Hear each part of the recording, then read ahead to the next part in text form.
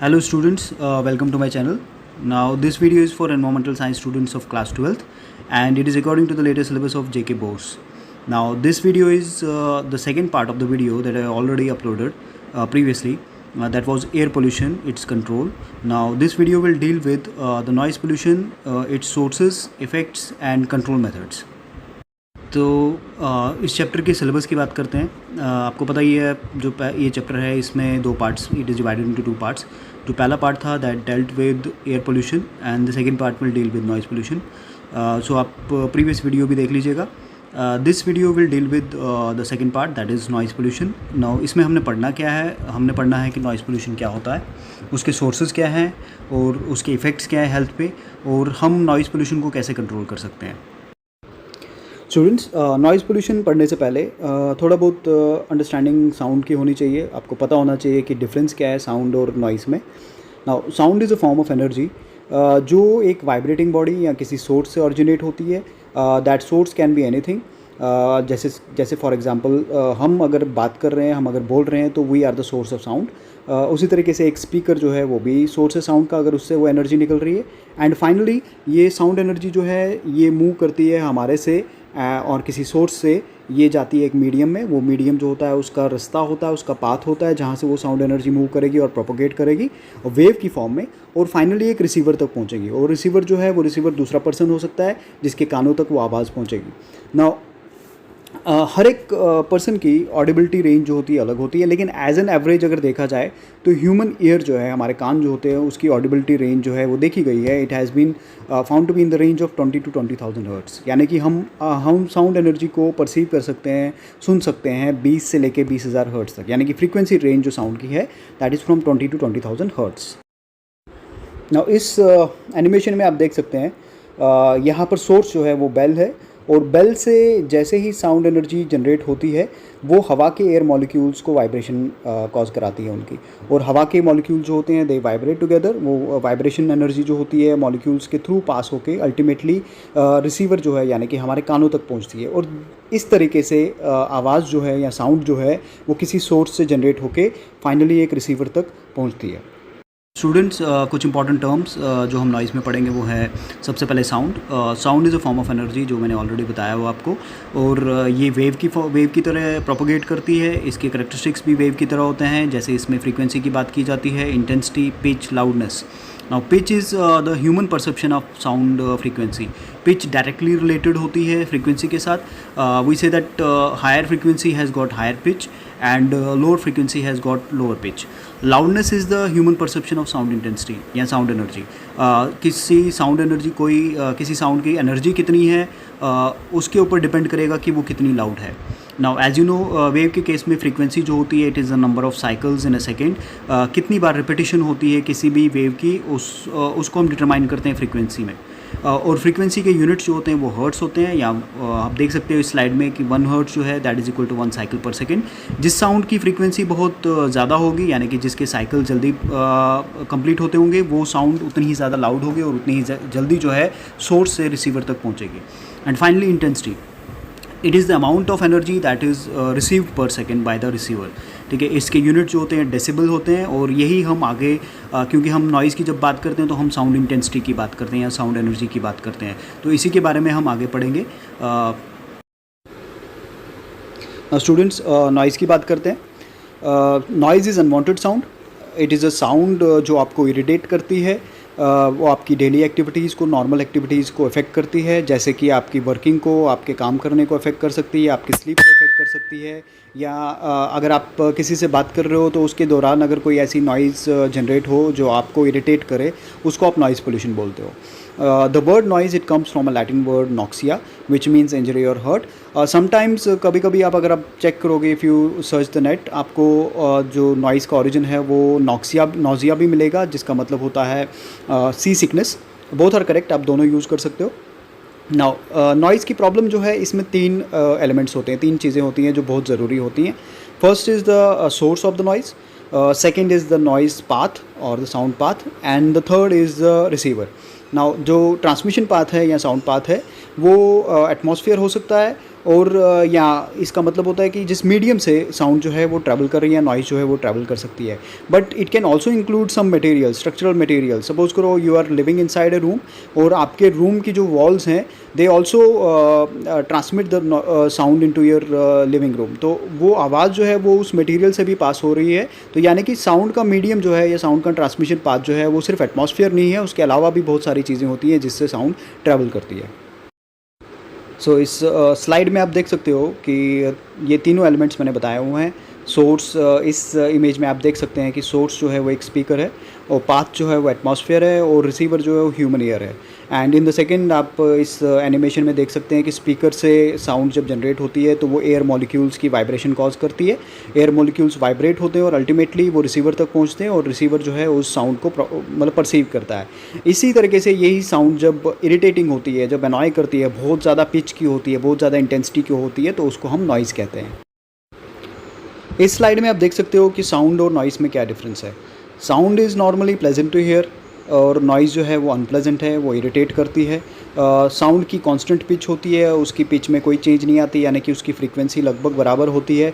लेकिन नॉइज़ जो होती है उसकी वेरिंग पिच होती है, वो पिच उसकी चेंज होती रहती है, उसकी फ्रीक्वेंसी चेंज होती रहती है।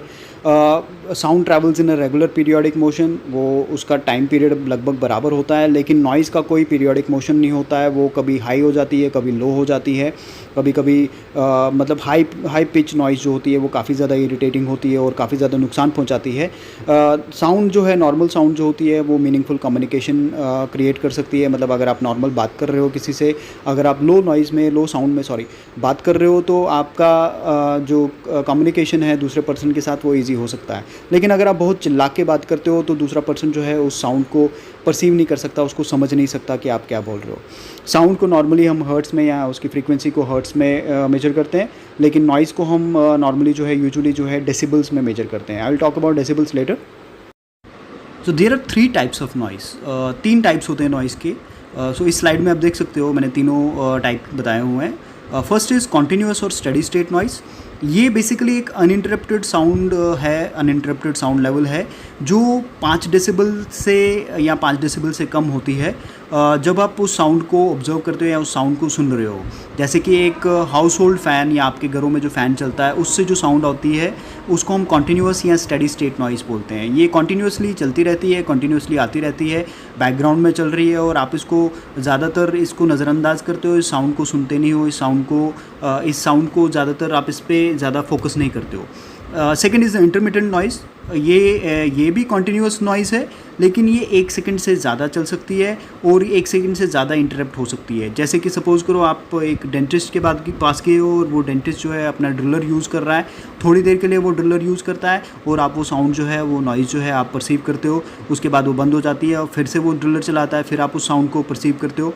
And finally the third type is impulse और इम्पैक्ट नॉइज़। ये थोड़ी ज़्यादा ड्यूरेशन की होती है और ये ज़्यादा इफेक्ट करती है। इसमें साउंड प्रेशर जो है वो या साउंड इंटेंसिटी जो है वो 40 डेसिबल या उससे ज़्यादा होती है और इसकी ड्यूरेशन जो है 1 सेकंड से या 0.5 सेकंड से ज़्यादा होती है और 1 सेकंड से कम होती है। जैसे कि एक फायरिंग वेपन है, आप एक पिस्टल से या रिवॉल्वर से जो आवाज़ आती है that can be called an impulse और impact noise. Students, sources, effects and control पे जाने से पहले let's talk about the hearing mechanism in humans. हम किसी साउंड को कैसे सुनते हैं। जो साइंस है ह्यूमन हियरिंग की, इसको ह्यूमन एकॉस्टिक्स बोलते हैं। It has been found that adult human male, healthy adult male, उसकी फ्रीक्वेंसी रेंज जो होती है उसके कानों की, that has been found to be between 20 to 16,000 hertz. Young children and women की परसेप्शन जो होती है साउंड की वो थोड़ी ज़्यादा होती है और उनकी रेंज जो है वो 20,000 हर्ट्ज़ तक भी वो साउंड को जो है परसीव कर सकते हैं। लेकिन ह्यूमन ईयर जो होता है ये ज़्यादा सेंसिटिव होता है 2000 से लेके 5000 हर्ट्ज़ की फ्रीक्वेंसी की। सो अगर ह्यूमन ईयर की बात की जाए, ह्यूमन ईयर के पार्ट्स की बात की जाए, जो ह्यूमन ईयर है उसको 3 पार्ट्स में डिवाइड किया गया है, the outer ear, the middle ear and the inner ear. जो आउटर और मिडल ईयर है इनका फंक्शन ये होता है कि ये साउंड एनर्जी को या साउंड इंटेंसिटी को वाइब्रेशंस में कन्वर्ट करते हैं और इनर ईयर को प्रोटेक्ट करते हैं by keeping debris and other objects out. ये किसी भी ऑब्जेक्ट को या किसी भी चीज़ों को अंदर जाने से, इनर ईयर को नुकसान पहुंचाने से रोकते हैं। जो मिडल ईयर है, अगर आप उसका इंटरनल स्ट्रक्चर देखें इस फिगर में, तो आप देख सकते हैं कि मिडल ईयर जो है उसमें सबसे पहले टिम्पैनिक मेम्ब्रेन आती है, जिसको आप कॉमनली ईयर ड्रम बोलते हो, कान का पर्दा बोलते हो। और उसके बाद छोटी छोटी बोन्स होती हैं, 3 बोन्स होती हैं जो आप देख सकते हो इस डायग्राम में, जिनको हम 3 ऑसिकल्स बोलते हैं। ये 3 ऑसिकल्स के जो या 3 ऑसिकल्स का नाम जो होता है that is incus, malleus and stapes. ये जो जैसे ही ईयर ड्रम वाइब्रेट करता है, सबसे पहले तो जो आउटर ईयर है, आउटर ईयर से जो साउंड एनर्जी है वो ट्रैवल करती है और अल्टीमेटली मिडल ईयर में पहुंचती है।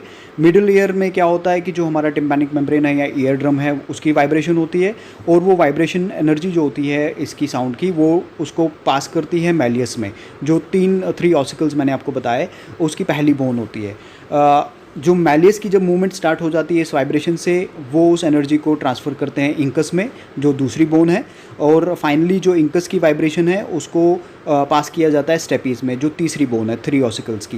एंड फाइनली जो स्टेपीज़ है उसकी वाइब्रेशन जो होती हैं वो इनर ईयर में चली जाती हैं। अगर इनर ईयर की बात की जाए तो इनर ईयर में 2 मेन स्ट्रक्चर्स होते हैं। पहला स्ट्रक्चर होता है सेमी सर्कुलर कैनाल्स, आप देख सकते हो इस डायग्राम में कुछ सेमी सर्कुलर कैनाल्स आपको दिखेंगी। और फिर उसके बाद कॉक्लिया होता है। ये कॉक्लिया जो होता है it is snail like in structure. जो सेमी सर्कुलर कैनाल्स होती हैं इनका काम क्या होता है, basically they help in maintaining the balance. जैसे हम चलते हैं तो हमारी बॉडी का बैलेंस मेंटेन करने के लिए इनका बहुत बड़ा रोल होता है। उसके बाद कॉक्लिया जो होता है ये हियरिंग ऑर्गन होता है इनर ईयर का, और ये फ्लूइड फिल्ड होता है, इसके अंदर फ्लूइड होता है जो, और ये स्ट्रक्चर जो होता है it looks like a snail shell. Cochlea जो है ये मैकेनिकल वाइब्रेशन जो होती हैं जो ईयर ड्रम से पास होती हैं उनको कन्वर्ट करता है किसमें, इलेक्ट्रिकल इम्पल्सेस में। और इलेक्ट्रिकल इम्पल्सेस फिर फाइनली ऑडिटरी नर्व के थ्रू हमारे ब्रेन तक पहुंचती हैं, और हमारा ब्रेन जो है इस साउंड एनर्जी को परसीव करता है, उसको आइडेंटिफाई करता है। And one important feature of our brain is that इसके अंदर ये ऐसी क्वालिटी है कि ये डिफरेंट टाइप की साउंड को डिफ्रेंशिएट कर सकता है, अलग अलग कर सकता है। कभी कभी जब हम बात कर रहे होते हैं तो बैकग्राउंड नॉइज़ भी होती है, बट हमारा ब्रेन जो होता है उस बैकग्राउंड नॉइज़ को फिल्टर कर सकता है और मेन साउंड पे फोकस कर सकता है। So this is an important capability of our brain जो काफ़ी यूनिक है। सो स्टूडेंट्स, अब नॉइज़ की मेजरमेंट की बात करते हैं कि how we measure noise. Noise जो है या साउंड की इंटेंसिटी जो है उसको साउंड प्रेशर लेवल पे मेजर किया जाता है, और उसका यूनिट जो है वो डेसिबल्स है। नाउ डेसिबल जो है वर्ड, ये 2 वर्ड से आया है, डेसी एंड बेल। डेसी का मतलब होता है 10, और बेल जो है ये वर्ड आया है जिसने एक इंस्ट्रूमेंट बनाया था, जिस साइंटिस्ट ने एक इंस्ट्रूमेंट बनाया था, उस साइंटिस्ट का नाम था अलेक्जेंडर ग्रैहम बेल। आप अलेक्जेंडर ग्रैहम बेल को जानते होंगे कि उन्होंने टेलीफोन का भी इन्वेंशन किया था, और उन्होंने एक डिवाइस बनाया था जिसको हम ऑडियोमीटर बोलते हैं। ऑडियोमीटर से हम आइडेंटिफाई कर सकते हैं कि किसी पर्सन को कितना सुनाई देता है, उसको कितनी आवाज़ सुनाई देती है।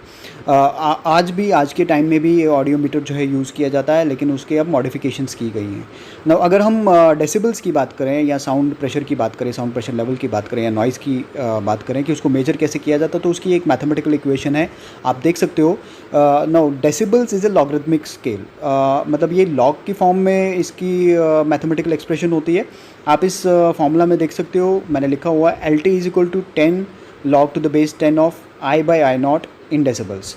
नाउ जहाँ पर I जो है that is the measured intensity, जो साउंड इंटेंसिटी आपने मेजर की है। I नॉट जो है वो रेफरेंस इंटेंसिटी है, कोई इंटेंसिटी आपके पास साउंड इंटेंसिटी ऑलरेडी अवेलेबल है वो रेफरेंस के लिए। और LT जो है that is the level of noise in decibels. Now अगर हम डेसिबल स्केल की बात करें, जैसे मैंने अभी बोला ये लॉगरिथमिक स्केल है, तो इसमें इंक्रीज जो होता है, हर 10 डेसिबल इंक्रीज जो होता है वो काफ़ी ज़्यादा इंक्रीज होता है साउंड प्रेशर में या साउंड इंटेंसिटी में। अगर आप इस स्लाइड में देखोगे तो मैंने लिखा हुआ है कि एवरी 10 डेसिबल इंक्रीज जो है वो लाउडनेस को डबल कर देता है। इसका मतलब क्या है, अगर 30 डेसिबल की साउंड होगी या 30 डेसिबल की नॉइज़ होगी, वो 10 गुना ज़्यादा होगी 20 डेसिबल से, और वो it will be twice as loud as sound at 20 decibels. उसी तरीके से 40 डेसिबल्स की जो नॉइज़ होगी वो 100 टाइम्स ज़्यादा इंटेंस होगी 20 डेसिबल्स से, और 4 गुना ज़्यादा होगी 20 डेसिबल्स से लाउड। उसी तरीके से 80 डेसिबल्स की जो नॉइज़ होगी वो 1 मिलियन टाइम्स मोर इंटेंस होती है 20 डेसिबल से, और वो 64 टाइम्स ज़्यादा लाउड सुनाई देती है। तो यानी कि हर 10 डेसिबल इंक्रीज जो होता है साउंड का या नॉइज़ का, वो काफ़ी ज़्यादा साउंड की लाउडनेस को बढ़ा देता है, और वो काफ़ी ज़्यादा इफ़ेक्ट कर सकता है हमारी हेल्थ को। साउंड को मेजर करने के लिए जो इंस्ट्रूमेंट यूज़ किया जाता है उसे साउंड लेवल मीटर कहते हैं। साउंड लेवल मीटर एक एकॉस्टिक इंस्ट्रूमेंट है जिसको डिज़ाइन किया गया है ताकि वो साउंड को परसीव कर सके सिमिलरली जैसे कि हमारे कान परसीव करते हैं। एक साउंड लेवल मीटर में माइक्रोफोन होता है, एम्पलीफाइंग सर्किट होता है, इंडिकेटिंग मीटर होता है, पावर सप्लाई होती है और ट्यून फिल्टर्स होते हैं। There are lots of sound level meters available in the market. आप इस पिक्चर में देख सकते हो साउंड लेवल मीटर कैसा दिखता है। इवन आप एक एप्लीकेशन भी डाउनलोड कर सकते हो। आपको प्ले स्टोर में बहुत सारी एप्लीकेशंस मिल जाएंगी नॉइज़ मीटर के रिलेटेड। आप उनको डाउनलोड करिए, आप उनको चेक कर सकते हैं क्योंकि आपके फ़ोन में इनबिल्ट माइक्रोफोन होता है।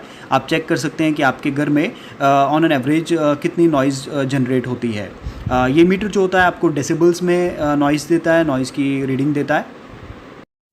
सो इस फिगर में आप देख सकते हैं, इस पिक्चर में देख सकते हैं different decibel levels of different sources. आप देख सकते हैं ज़्यादातर कॉमन आउटडोर नॉइसेज जो होती हैं जहाँ जहाँ से जनरेट होती है और उनकी डेसिबल लेवल कितनी होती है। उसी तरीके से इंडोर लेवल में या इंडोर्स में हमारे पास कौन कौन से टाइप की नॉइज़ जनरेट होती है। 0 decibels means threshold of hearing. It is the point जहाँ से हमें सुनाई देता है। एंड अगर आप देखेंगे top of the this figure आप देख सकते हैं 140 डेसिबल पे there is a threshold of pain, यानी कि ये वो डेसिबल लेवल है जिसमें कानों में परमानेंट हेयर लॉस हो सकता है हमारे को। सो आप देख सकते हैं अलग अलग decibel levels of different activities. जैसे कि अगर हम नॉर्मल कन्वर्सेशन करते हैं तो उनमें जो डेसिबल लेवल होती है that is between 20 to 50 decibels. जैसे जैसे डेसिबल लेवल बढ़ती है वैसे वैसे साउंड इंटेंसिटी बढ़ती है और उस साउंड इंटेंसिटी का इफ़ेक्ट जो है वैसे वैसे इंक्रीज़ होता है। जेट फ्लाईओवर अगर आप देखेंगे कि कोई जेट अगर कोई आपके ऊपर से उड़ रहा है तो उसकी डेसिबल लेवल कितनी है और वो काफ़ी ज़्यादा हार्मफुल होती है, काफ़ी ज़्यादा इरिटेटिंग होती है अगर वो काफ़ी देर तक लॉन्ग एक्सपोजर हो उस नॉइज़ के रिलेटेड। सो स्टूडेंट्स अब सोर्सेज की बात करते हैं। Normally there are variety of sources of noise pollution क्योंकि नॉइज़ पोल्यूशन एक ऐसा फिनोमेना है, एक ऐसा पोल्यूशन प्रॉब्लम है जिसको काफ़ी ज़्यादा नेगलेक्ट किया जाता है। क्योंकि बिकॉज आप इस टाइप के पोल्यूशन की प्रॉब्लम को देख नहीं सकते हो। जैसे कि एयर पोल्यूशन को जो है वो आपके रेस्पिरेटरी सिस्टम को इफेक्ट करता है तो आप उसके कंट्रोल मेथड जो है काफ़ी इजीली असरटन कर सकते हो और उसको कंट्रोल कर सकते हो। उसी तरह से वाटर पोल्यूशन आपको दिखता है, आप उसको कंट्रोल कर सकते हो। लेकिन नॉइज़ पोल्यूशन जो है ये एक ऐसा फिनोमेना है, एक ऐसा पोल्यूशन प्रॉब्लम है जिसको काफ़ी ज़्यादा निगलेक्ट किया जाता है। आप इस प्रॉब्लम से रोज़ जूझते हो, आप इस प्रॉब्लम को रोज़ फेस करते हो, but still you can not do a lot about it. So अगर हम सोर्सेज़ की बात करें तो मैंने 4 कैटेगरीज़ ही बताई हैं सोर्सेज़ की। So there are 4 categories of sources of noise pollution. सबसे पहला है household sources, second is social events, third are commercial and industrial activities and finally the fourth one is transportation. First source की बात करें यानी कि house hold sources की बात करें तो हमारे घरों में बहुत सारी ऐसी एक्टिविटीज़ होती हैं जिनसे नॉइज़ जनरेट होती है। जैसे कि दरवाजे जो है या डोर जो है उनकी बैंगिंग, मतलब बच्चे खेल रहे हैं या बच्चे रो रहे हैं, उनकी आवाज़ जो होती है दैट बिकम्स अ नॉइज़।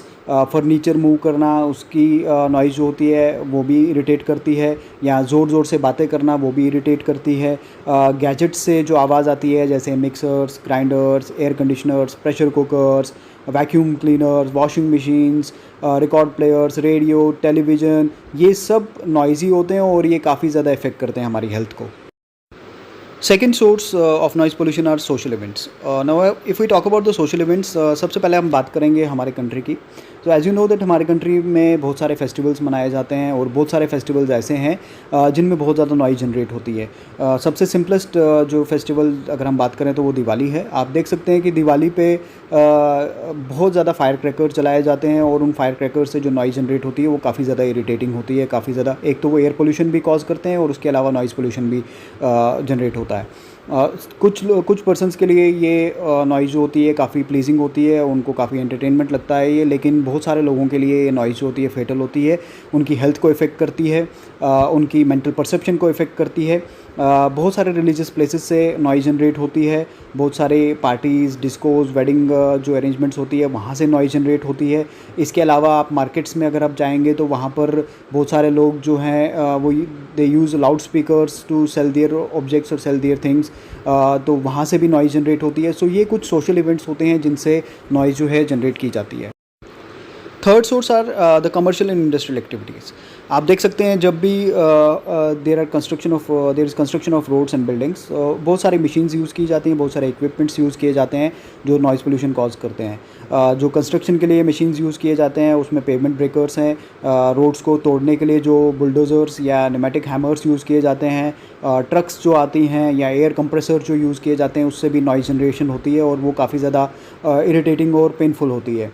उसी तरीके से इंडस्ट्रीज़ में बहुत सारे मशीन्स यूज़ किए जाते हैं, जैसे कि कंप्रेसर्स हैं, मोटर्स हैं, जनरेटर्स हैं, इंटरनल कंबशन इंजन्स हैं, ड्रिलिंग मशीन्स होती हैं, क्रशिंग मशीन्स होती हैं, ब्लास्टिंग होती है, पंप्स होते हैं जो नॉइज़ को जनरेट करते हैं और वहाँ पर उसकी विसिनिटी में जो लोग रहते हैं या वहाँ पर जो काम करते हैं उनकी हेल्थ को इफ़ेक्ट कर सकते हैं।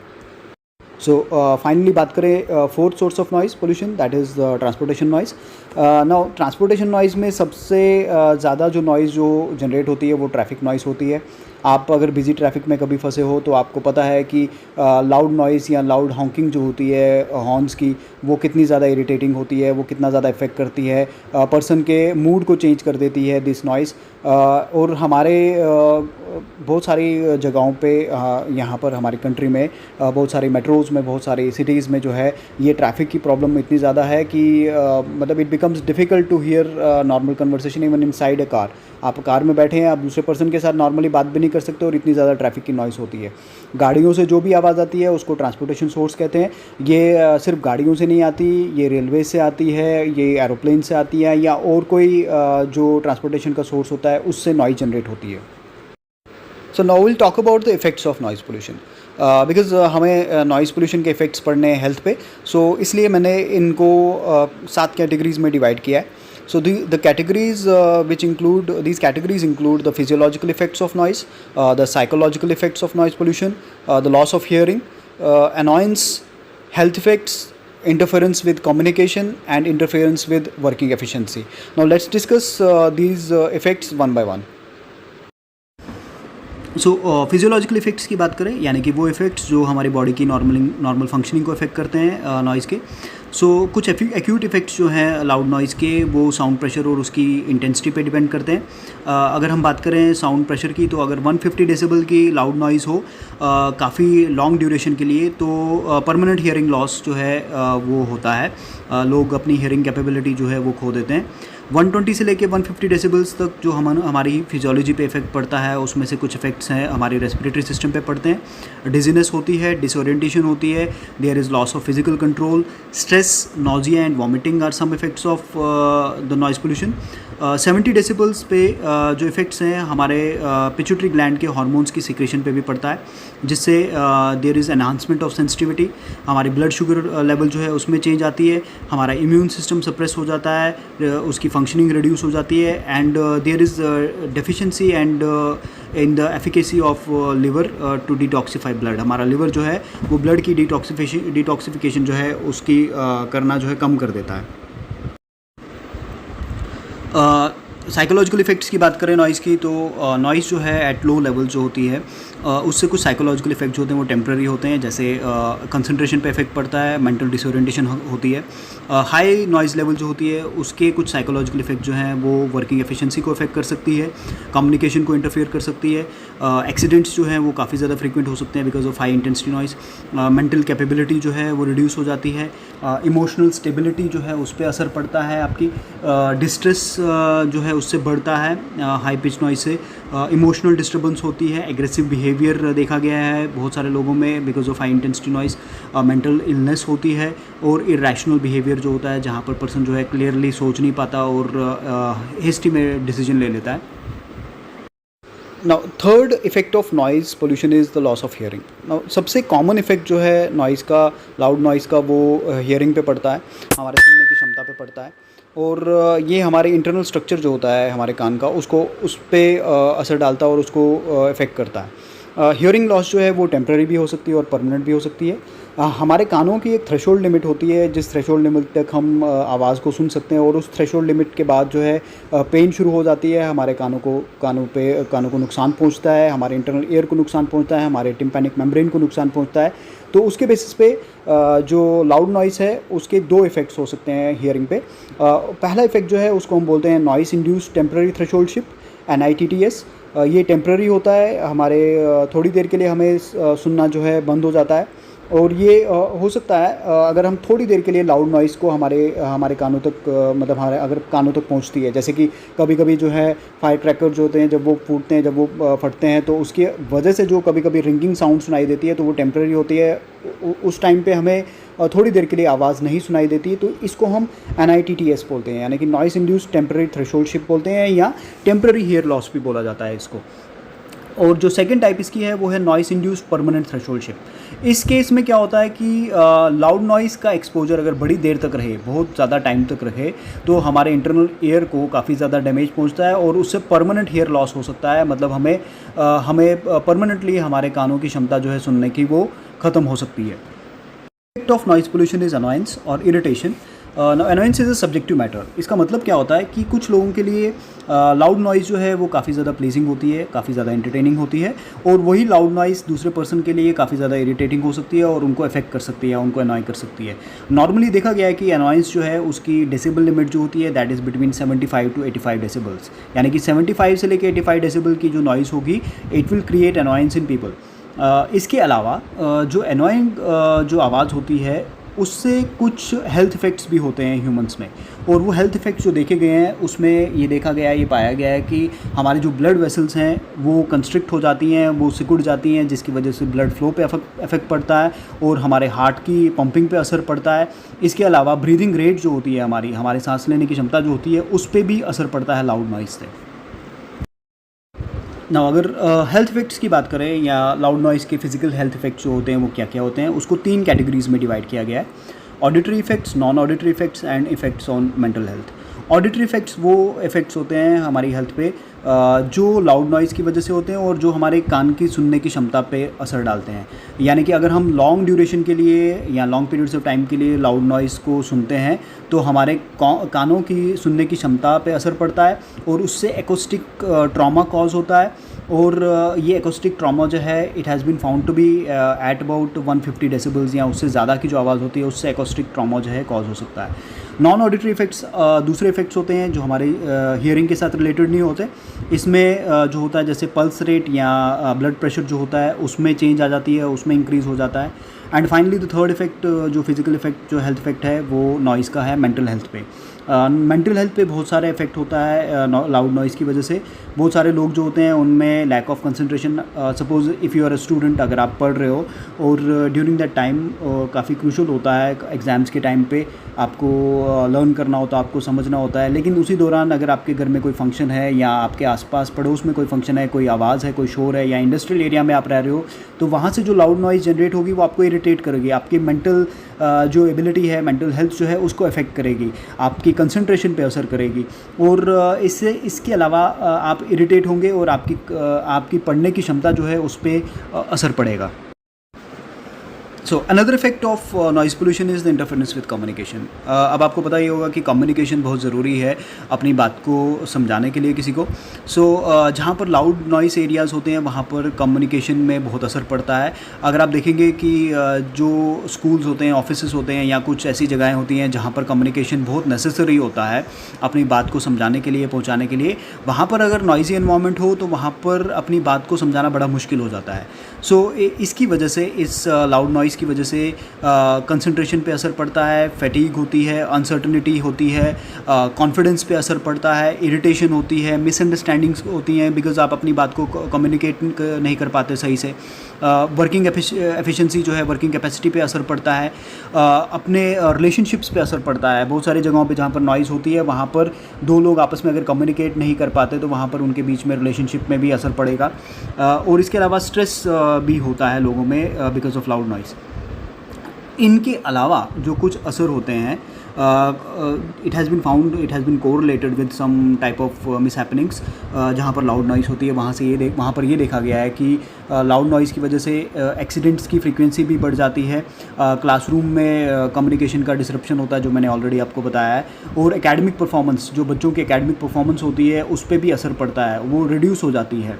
जो सबसे ज़्यादा वल्नरेबल ग्रुप्स होते हैं इसमें उसमें यंग चिल्ड्रन और एडल्ट्स होते हैं, जिनको लैंग्वेज जो होती है आसानी से समझ नहीं आती। आपने देखा होगा जो बच्चे होते हैं उनको अभी जब वो छोटे होते हैं तब उनको बात करना नहीं आती है, तब उनको पता नहीं होता है कि वर्ड्स क्या होते हैं।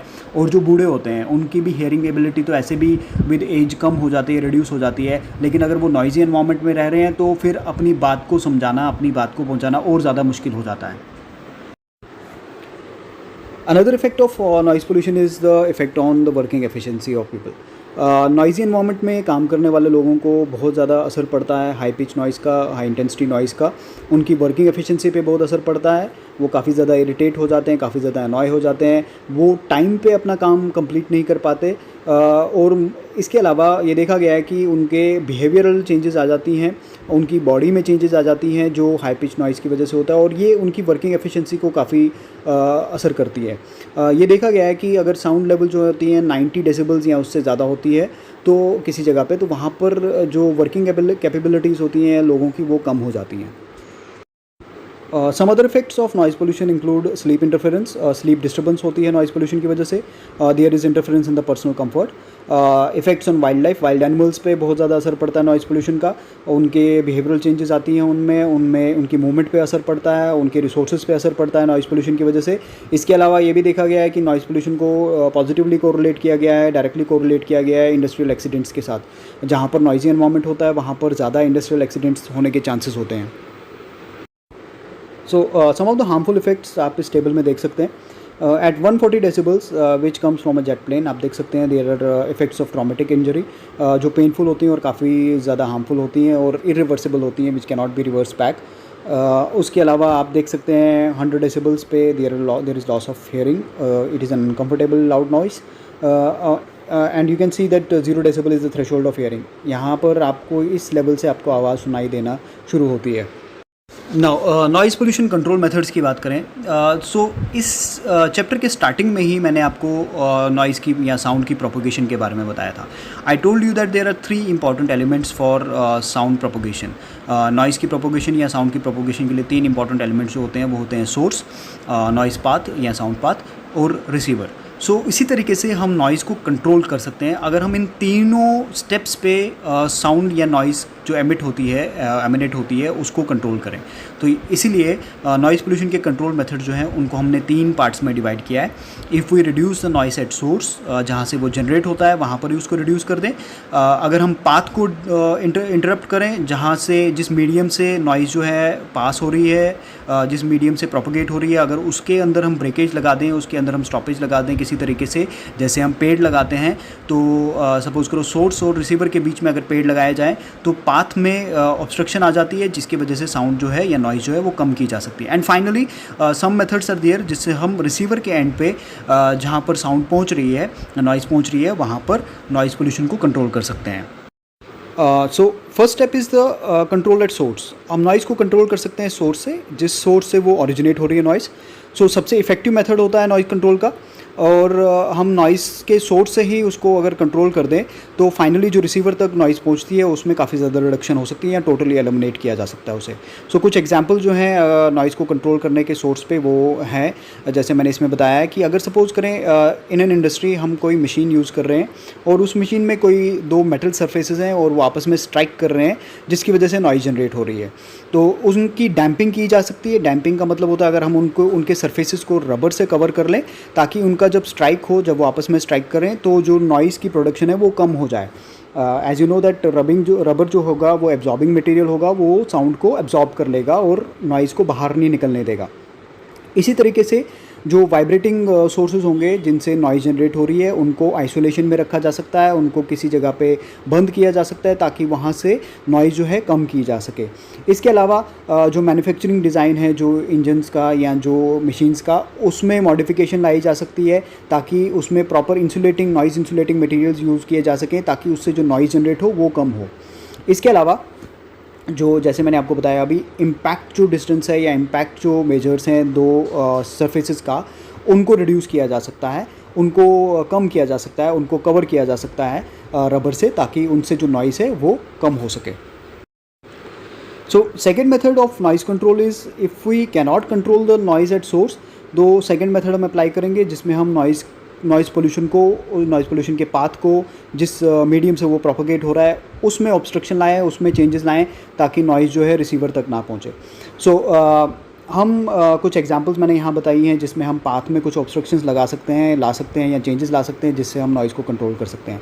हम जहाँ से जिन जगहों से नॉइज़ प्रोड्यूस हो रही है, जिन सोर्सेज से नॉइज़ प्रोड्यूस हो रही है, उनको सेंसिटिव एरिया से या रेजिडेंशियल एरिया से दूर ले जा सकते हैं। सपोज करो if industry is located near a residential area और उस इंडस्ट्री से नॉइज़ जनरेट हो रही है, उस इंडस्ट्री को उस जगह से उठा के उस जगह पे बंद करके किसी ऐसी जगह पे फिर से इस्टेब्लिश करना चाहिए जहाँ पर ह्यूमन जो हैबिटेशन है वो कम हो। उसी तरह से ऑटोमोबाइल से या गाड़ियों से जो नॉइज़ जनरेट होती है, तो आपको पता है कि गाड़ियों में मोस्ट ऑफ द जो आजकल के मॉडर्न डे व्हीकल्स हैं उनमें साइलेंसर्स लगे होते हैं। तो जो गाड़ियों के इंजन से नॉइज़ जनरेट होती है उनके साइलेंसर्स जो होते हैं वो नॉइज़ को कम कर देते हैं। लेकिन प्रॉपर मेंटेनेंस जो है व्हीकल्स की बहुत ज़रूरी है ताकि उससे जो आवाज़ आए फ्यूचर में वो भी कम की जा सके।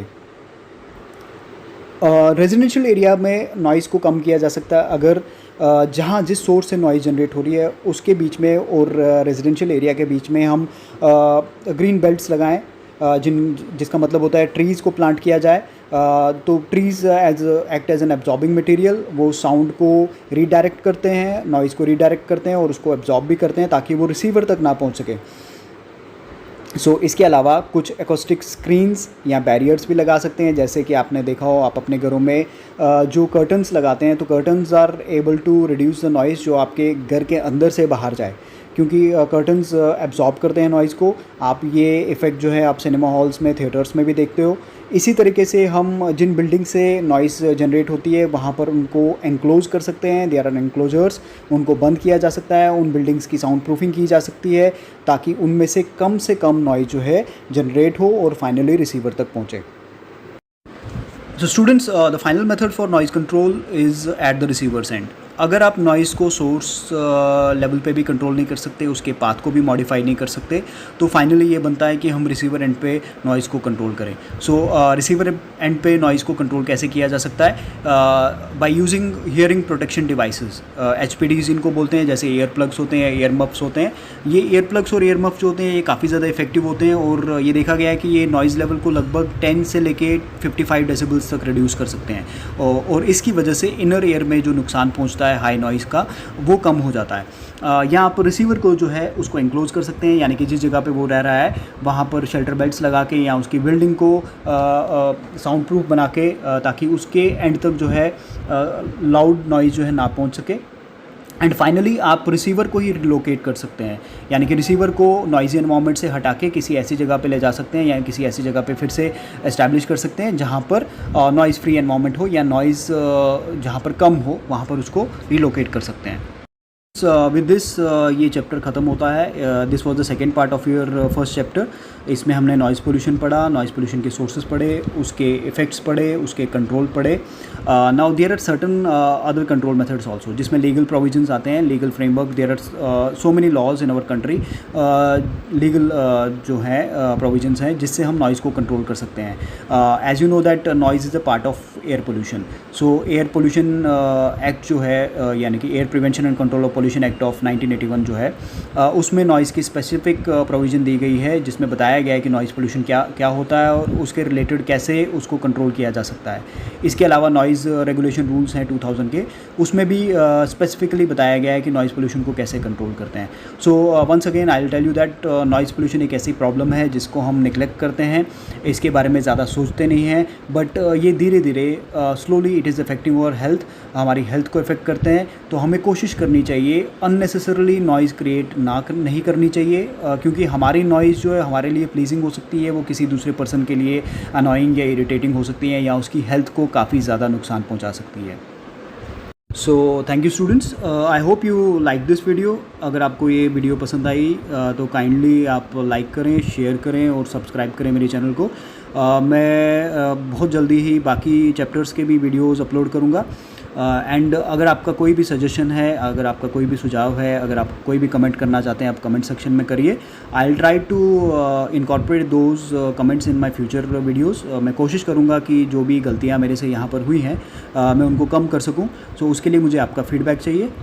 Thank you very much.